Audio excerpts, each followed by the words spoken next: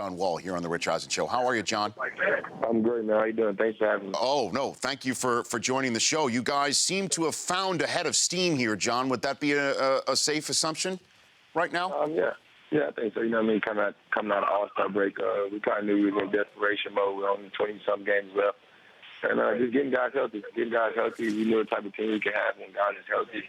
And we dealt with some tough bruises early on in the season, losing close games, not finding a niche on the defensive end. But we have it going right now. We just got to keep a positive mindset. Yeah, and before the All-Star break, I was reading that excellent article in the Vertical, headline of your quote saying, "I ain't trying to waste a season." What did you mean by that when you told that to the Vertical, John? Just basically, I think a lot of people you can put this season up behind us from the start and try to say we're just going after Kevin. No. I'm a franchise guy on the team. Bradley Beal's the second best on our team that we need. We have guys in Gortat and they have put cores, and the guys we had this summer. We feel like with the team we have, we can make a deep run. And we dealt with injuries early on. I want to be in the playoffs for the rest of my career. It's not a year I want to waste and not be in the playoffs. And I think everybody that came here this summer and signed here wanted to be in the playoffs. They didn't come here just to be on a team that was going to be looking on the outside in. How has Markieff Morris changed the dynamic for the Wizards, John? He's been great for us. Jared Dudley is doing a heck of a job at our forward position, at our undersized forward, shooting the ball well. Adam Markieff trying to give us more of a physical presence at the four, taller four that can space the floor and put the ball on the floor. But he's coming in and doing a great job for us. What have you learned about playing point guard in the NBA that you didn't know when you first stepped off the campus at Kentucky, being #1 overall pick, John? One thing I knew is that you just got to get the trust of all your teammates and your coaching staff. And that's the toughest thing. I think you got to do that on any team you're on, but your leadership is got to be more vocal than anything here on this level than it is on any other level, in my opinion. Well, it's also, a league where it's difficult to make sure that everybody gets the touches that they want, right? So, and that includes you. That includes you. Yeah, that's one of the toughest too, just keeping guys happy. But with me, I told guys, you want to score, you do what you're supposed to do. You don't get the ball from me. Only time I really try to be aggressive, I have it going, or the team needs me to score. But when I'm aggressive and finding guys that making plays at the basket, it makes everybody else's job easier. John Wall joining me here on the Rich Eisen Show. And what about you in your place with point guards in this league? Obviously, all of us in the national media are going nutty about Steph Curry right now. And your name isn't really thrown out quite a bit, John. I'm sure you're aware of that. What's your sense on all of that, John? It's funny. I just sit back and just resent me. I know how much I mean to my team, what I mean to the league, is just trying to be one of the best point guards in this league, the best players in the world. We know Steph's having an unbelievable year, better than what he was last year. Right now, I feel like I'm right up there in that top tier. Like I said in the past, no matter how well you play, the team's not winning, you get no notice. And that's what I always pride myself on. No matter how well that I'm playing, and my team's getting a win, I get the credit. We're doing bad. I'm going to get to be talked about, so I appreciate both aspects of it. John Wall joining me here on the Rich Eisen Show. Where have I found you? Are you on the team bus right now? Yeah, you found me on the team bus. We're about to leave and head to the airport to go to Cleveland today. Aha. Cleveland. And that brings me, I guess, to my next question about, because Cleveland, there's a lot of discussion about Kyrie Irving and his role in that offense with LeBron and trying to share the ball. What are you seeing in Cleveland that you think, that obviously you guys might be able to exploit coming up?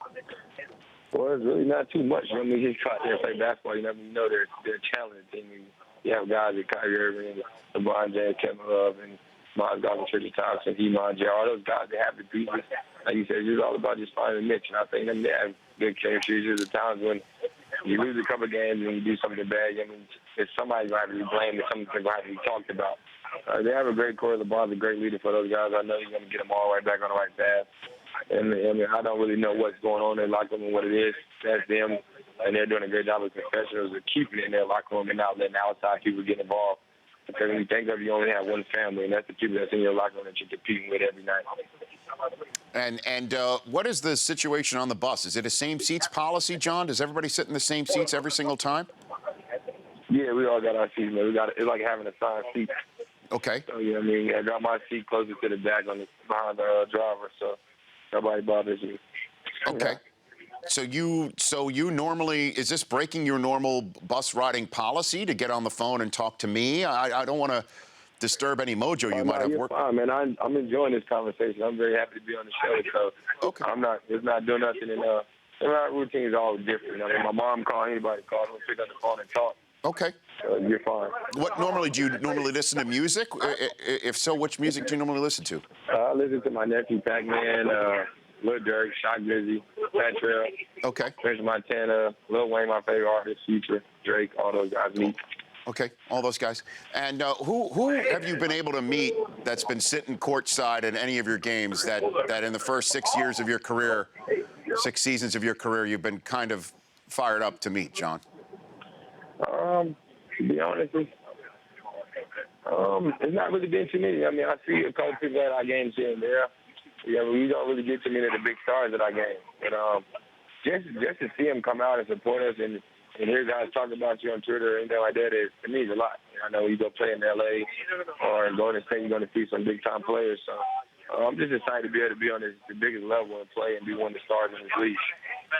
Do you want to pound the table for Kentucky right now, 22 overall? We had Jay Billis on last hour, and he's like, basically, it's up for grabs. It doesn't seem like anybody's really head and shoulders above anybody else in college basketball. It's very unique right now. I'm very happy for the kid Styles. He's coming into his own and playing well for him. And I think that's really the key to their team. Their guard, they have two guards that's been playing heroic this year. Tyler Ulis playing great. I don't want him to break my assist record for single assists in the season, but I think he's going to do it. He's going to have a job around that ball club and have a lot of heart. But I think it's up in the air, man. You never know. This is the most number one team I've seen in a college in a long time. Yeah, it's kind of up in the air. It's kind of crazy, you know. And last one for you, John. Who's your favorite NFL team? What's your favorite NFL team? Dallas Cowboys, my favorite NFL team. Oh my gosh, you realize you're in the wrong town for that, right, John? I know. They be mad at me every time I bring it up. They get tight in. So, you know what I mean? I'm my mama's boy, so that's my mom's team. So it's your mom's team, growing up in North Carolina? Yep. Okay. Well, because she's older, so the Panthers wasn't around at the time. Okay. So were you rooting for the Panthers in the Super Bowl this year? I was going for them to win, but I wanted 18 to win. I wanted to see Peyton Manning win it because I didn't know if this was going to be his last one or not. Huh. It's amazing how many people are saying how, you know, they were rooting for him because they thought it would be his last one. But, you know, you as a young guy, though, know it's not easy to keep getting back to the playoffs. Nobody was saying to Cam like this might be his time also. Right? Yeah, that's the toughest, man. I just think the Panthers have a real good team. You know what I mean? Defensive-wise, and a lot of people wrote those guys off, and the Benjamin kid got injured. Yeah, that's right. And Cam went out there and had a heck of a year. His running back stepped up, his wide receiver stepped up, and their defense did their job. So I think they have a great chance, but it's tough. It's very tough to get back to the playoffs and definitely get to the finals or the championship, and I've never been for either one.